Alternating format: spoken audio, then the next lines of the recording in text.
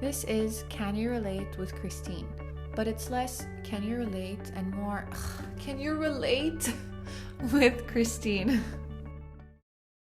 If you don't have anything nice to say, don't say anything at all.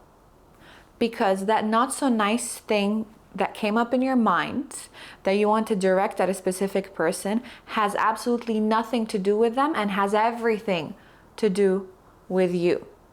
Whatever that otherwise neutral circumstance triggered within you has everything to do with you, because that's the filter through which you're experiencing your life situation, through which you're experiencing that specific moment, that specific situation that triggered that thing in you. So whether it triggered insecurities, whether it triggered fears, whether it triggered guilt, whatever it may have triggered has everything to do with you. So if you have nothing nice to say, don't say anything at all to that person, but sit down and have a conversation with yourself. Sit down and have an honest conversation with yourself about why you are feeling this specific emotion, why you're having this specific reaction to what that person is doing or not doing, or saying or not saying. The world is as we see it. Reality is subjective. It's personal. We make it personal. So why are you seeing this specific situation in this specific way? What wound is there? What is being triggered? We are our own worst critic. We're very emotionally abusive towards ourselves. So that person that you want to say a not so nice thing to, this thought popped up in your mind and you want to direct it at this specific person. Let's say this person is actually insecure about that specific thing that they're doing or that they're saying, and then your not so nice comment actually does a lot more damage to them than you are ever going to know. Because if that person is insecure about that thing, then they have already criticized and judged and shamed themselves in their mind 1,000,000 times over. So you coming in, making that one comment, saying that one unsolicited thing is going to do so much harm. It's going to cause so much damage. You're going to forget about whatever it is that you said maybe 5-10 minutes after you said it, but that person is going to hold on to it for a very, very long time. Because we are our own worst critics. And we have a tendency to hold on to the negative emotions rather than the positive ones. So if I come and tell you what a smart, capable, kind, wonderful human being you are, you're gonna feel good about it for a minute, two, an hour or two, but you're gonna quickly forget about it. If I come and tell you that you are a selfish, you're entitled, you're spoiled, you're a lazy person, you are going to hold on to that for days to come. You might even remember that every time you see me, every time you hear my name, an alarm is going to go off in your mind like, oh, she called me lazy, she called me spoiled, she called me entitled. And suddenly any mention of my name, any picture of my face or anything, or the sound of my voice is going to trigger you. Because I said something that hit too close to home. And the reason that it hit too close to home is because you already have a wound there. Otherwise, you wouldn't really care. It would just roll right off your back. We hold on to the negative things way more than we do to the positive things. That's the thing though. I want to go on a tangent. There's no such thing as positive or negative. Those are just descriptive terms. You have emotions or experiences that feel good. You have emotions and experiences that don't feel good. And they're not absolute, because something that feels good to me might not feel good to you. And likewise, something that feels neutral to you might feel horrible for me. So even the terms positive and negative, in certain situations, they're absolute. Like getting sick is a negative experience. Like in certain objective situations, yes, you can say positive or negative, but we're talking about emotional experiences. So positive and negative emotional experiences are subjective. They are personal, they are relative, whatever you want to call it, and they depend on the person experiencing them. They depend on the witness of these experiences. We hold on to specific comments, whether we're the ones making them towards ourselves, whether it's a comment that someone directed towards us without any malice. There are no bad intentions there. Maybe they just made that comment in passing, or they thought that they were being helpful, or they thought they were being supportive, whatever it is. We hold on to these negative or these not so good feeling emotions because there is a wound there. And whenever someone says something, or whenever something is being said, whether it's by you towards you, by someone else towards you, by someone else towards someone else, and you just happen to be within earshot and you take it and internalize it. Whenever something is being said and it triggers you and it feels bad, it's like picking at the scabs of a wound. It feels bad because there's already a wound there. And when we hold on to these not so good feeling emotional experiences, we're just picking at the scab. We're not letting it heal. And now wounds, physical wounds, they require time. So the more time goes by without you picking at the scab, or with you just getting yourself out of the picture, letting your body naturally do what it does best, trusting your body's intelligence to heal itself, the wound heals, it becomes a scar, maybe even that scar fades with time. But if you have a wound and you keep picking at it, and every time it starts to heal, you go back and you keep picking at it over and over and over again, it might get infected, it might heal again, and it's a wound, and then you pick on it again. It's just like this perpetual cycle of healing, wound, picking at it, and then it needs to start the cycle of healing again, and then it's another wound that's healing, and then you pick at it. It's a perpetual cycle of you're taking one step forward and 10 steps backwards. So this is never going to fully heal. This is never going to fade away. This is never going to just be something that is in the past, because you keep coming back to it. Because ego is not ready to let go of this wound. Ego is not ready, willing, and able to get the fuck out of the way and let the body, the emotional body, do the healing. Ego is not ready to trust the intelligence of the emotional body because ego is afraid of dying. Your ego identity of poor me, of victim, of whatever the identity of your ego is, whatever identity your ego has chosen to adopt, it's scared of no longer being that identity. Because it doesn't matter how unhappy you are in or with a specific situation, better the devil you know than the devil you don't.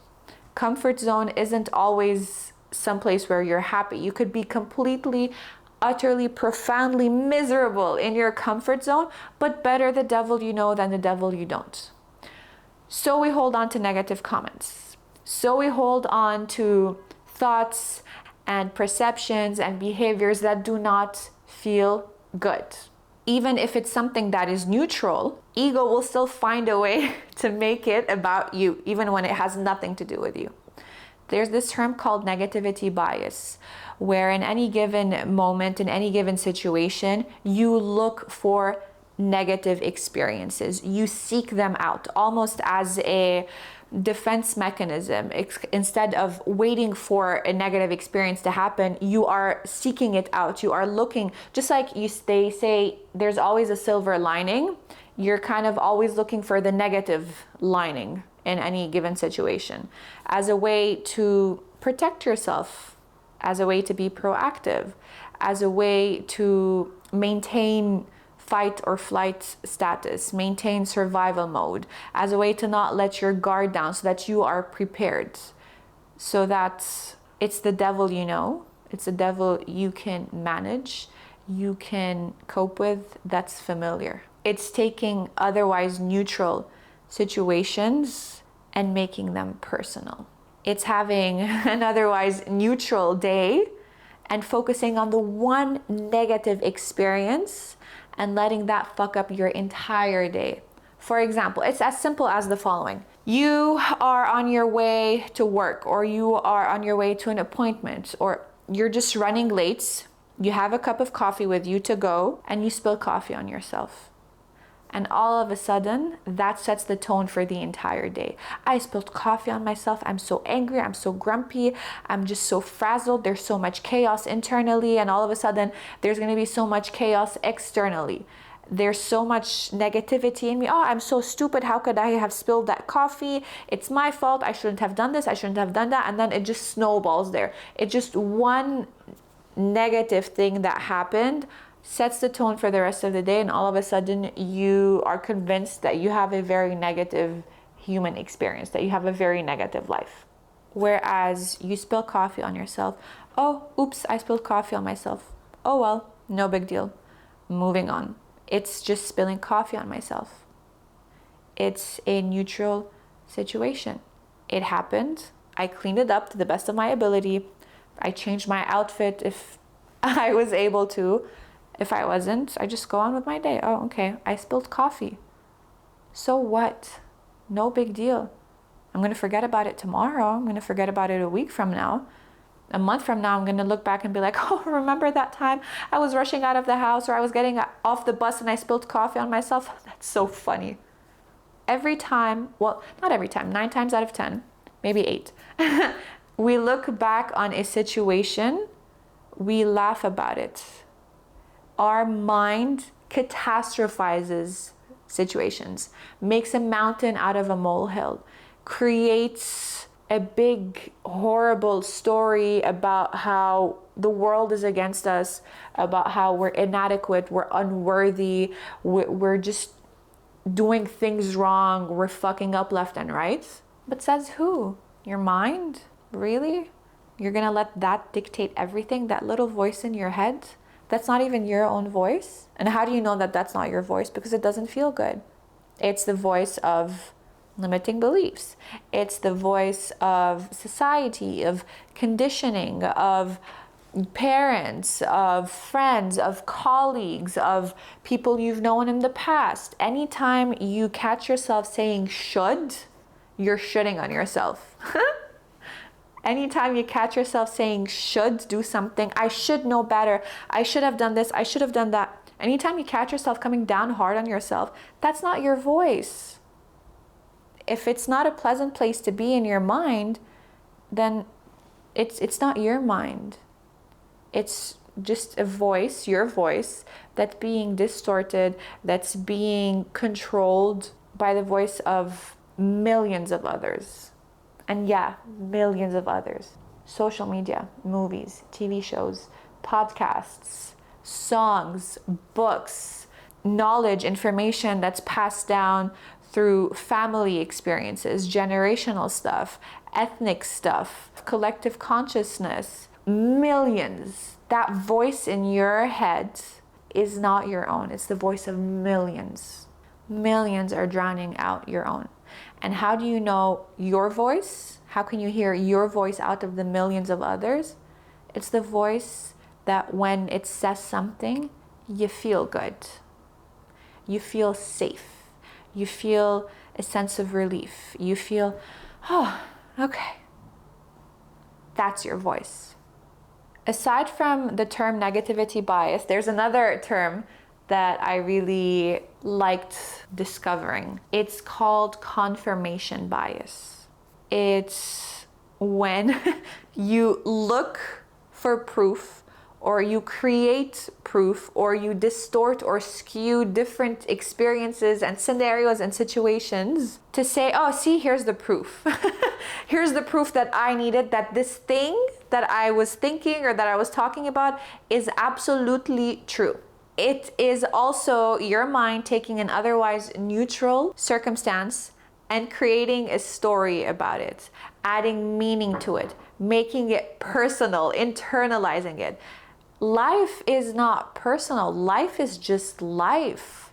It's not conspiring against you. Life is just life. The clouds aren't conspiring against you to give you a rainy day so that you're late to work. I mean, what? Life is just doing its own thing. For example, let's say a bit heavier situation is you did something wrong, or you fumbled up something at work or with a friend or whatever it may be. And you are actually berating yourself and saying, I'm so stupid. I should have known better. I should have done better. I'm so stupid. I'm not worthy of this, or I'm not worthy of that, or I don't deserve this because I'm so stupid that I wasn't able to do it properly. Whatever that voice in your mind, that's not your voice. Whatever that voice in your mind, that is anyone and everyone's voice but your own, whatever that voice is saying.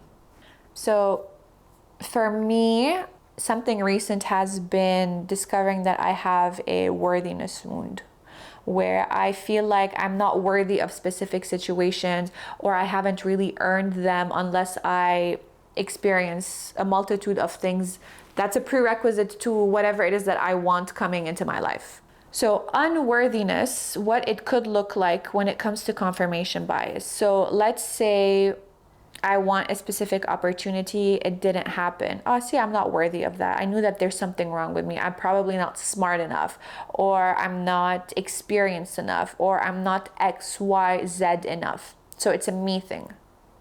No, there could be a million other variables in play as to why that opportunity didn't work out. And not a single one of those variables has anything to do with me.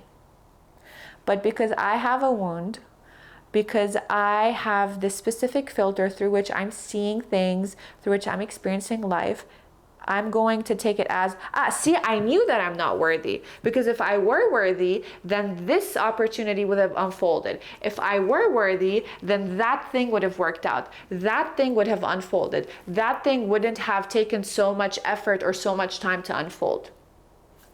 There are so many things happening behind the scenes, so many things that have nothing to do with me, nothing to do with you, that are out of your control.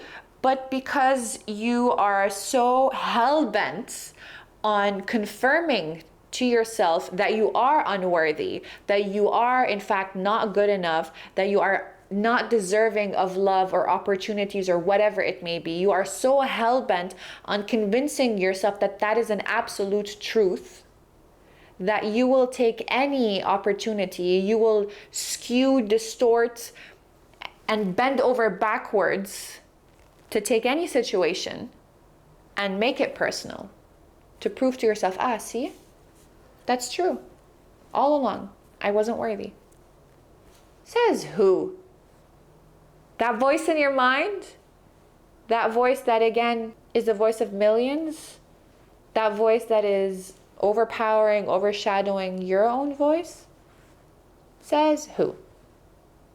Now, with negativity bias and confirmation bias, there actually is historical need for it. When our ancestors were living in caves, they had to anticipate that, okay, shit, a mountain lion or a bear could come in. They had to anticipate certain negative situations.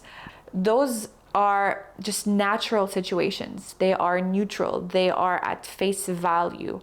They need to anticipate the worst to be able to survive. So negativity bias, confirmation bias, in terms of evolution, it does serve a purpose, but we're not fighting bears and mountain lions. At least, like, not in your apartment, not in your house, not in your workspace. If you're going on a hike, yeah, maybe. It depends on where you live. But negativity bias, confirmation bias have served us in terms of evolutionary needs. But now they're just holding us back because we're just in a constant psychological state of fight or flight. We're in a constant psychological state of survival mode. And that is no way of living. You're just existing at that point. You're not living. You are just existing. So if you don't have anything nice to say, don't say anything to that person, but have that conversation with yourself. And the opposite is, if you do have something nice to say that shit. Absolutely say that shit. admire that person, compliment them. If you have something nice to say, if a nice thought popped up in your mind about a specific person, why not? Why would you not share it with them? If there's something you admire about them, if you like their outfit, if you are inspired by the way they handled a specific situation, or you were motivated by something they said or they did, say it to them. Because you never know just how badly they need to hear that. You never know just how badly you are going to be the beacon of hope that they need. That otherwise they probably would have taken a different path, or would have quit whatever it is that they were doing, or they were having a bad day and your comment or your compliment cheered them up. Now, I have a list of the different things that people have told me over the years, and I hold this list very close to my heart. I used to keep this list in the form of my journal. So whenever someone would say something encouraging, just randomly out of the blue, like an act of kindness, you just say something nice to someone, and it would mean the world to me, I would sit and I would journal it down. Now I'm at a point where sometimes I don't feel like I'm journaling. So if something happens in the moment and I'm not at home, let's say, I'm not going to be like, oh wait, let me remember this so that I can go journal it when I'm back home. I just take a screenshot and I keep a folder of it on my phone. Because there have been a lot of moments in my life where I'm just riddled and consumed with doubt and fear and insecurity. And then just randomly out of nowhere, someone would say something. Someone would be in the right place at the right time and say the right thing. And I am here because my path was forged with these different moments of support or encouragement. Whether they were strangers, whether they were acquaintances, whether they were friends, family members. In moments of absolute hopelessness and despair and doubt, someone would always say the right thing at the right time. And if they hadn't said that thing at that time, I probably would have taken a different decision. I probably would have gone down a different path, because it would give me the hope to do one thing differently. Do one thing from a place of encouragement and support, from a place of feeling good, from a place of relief. And that one thing would be the building block, and then the next thing would be another building block. I mean, you build a wall one brick at a time. So each of those words or statements of support and encouragement were one brick at a time that allowed me to build a wall, or well, pave the way. Because I think building a wall could be taken as like a negative thing. Like, why are you building a wall? It's kind of like this sense of separation. So let's say I'm just building a yellow brick road. Every moment of support and encouragement was a brick that allowed me to pave that yellow brick road towards the path that I am on. If you have something nice to say, say it. Not only is it not going to take anything away from you, but it's actually going to make you feel better, because when you see the joy, when you see the smile on someone's face, when you tell them something that you like or admire about them, or you just compliment them, whatever it is, you just add a little bit of sparkle into their day, that makes you feel good too. So not only is it not taking anything away from you, it's giving you more better feeling emotions, better feeling experiences in your day. I do keep a list of every single person, every single comment of support, of encouragement, because they mean the world to me. Because they didn't owe me anything, but they still said the thing. They still showed the support. They still took even 30 seconds out of their day to send me a message, to reply to a story, or to send me a little bit of a pep talk just randomly out of nowhere, to tell me, oh, I was thinking about you and I just wanted to say I'm proud of you, or I saw what you did here, or I saw your podcast, I listened to the podcast, or I'm seeing what you're posting about your yoga journey, just whatever it may be. I'm seeing what you're doing. I'm proud of you. You're doing so great. It takes a lot of courage. Whatever it is, I promise you, you will never be forgotten. Because I feel like as much as I say you really have changed my life, you really have saved me, I don't think you will ever understand truly what I mean when I say that. There's a sentiment that I want to share as I wrap up. I was scared. I was not scared. I was worried that if I ramble, I would miss the point of the sentiment behind the sentiment. So I wrote it down. I'm just going to read it. The best feeling is when I get supportive messages or nice messages from people that are just acquaintances who have been paying attention, and they're consistently doing so. And they reach out and share how much they enjoy it, or share some kind words or a compliment. Those seemingly random things they said or random times they reached out weren't random, not even in the slightest. They were just what I needed to hear, just when I needed to hear them. They kept me from doubting myself or succumbing to the innermost critical, most intrusive thoughts from the voice in my mind. They saved me. They were a tether that kept me holding on. They gave me relief that it's not for nothing. When I doubt and I say, what's the point? The right person at the right time reminds me of the point. And for that, I will forever be grateful. If you have something nice to say, say it. Because you truly never know just how much that could mean to the other person, just how badly they need to hear it. Because if you have something nice to say, it's not about you. It's about the other person. So let it be about the other person. And if you don't have anything nice to say, it has nothing to do with the other person and has everything to do with you. Whatever comes up is worth exploring, is worth sharing, is worth reflecting on. It's worth it. It came up for a reason. Whether that reason is for the other person, whether that reason is for you, it came up for a reason. So just lean into it. And on that note, see you next time.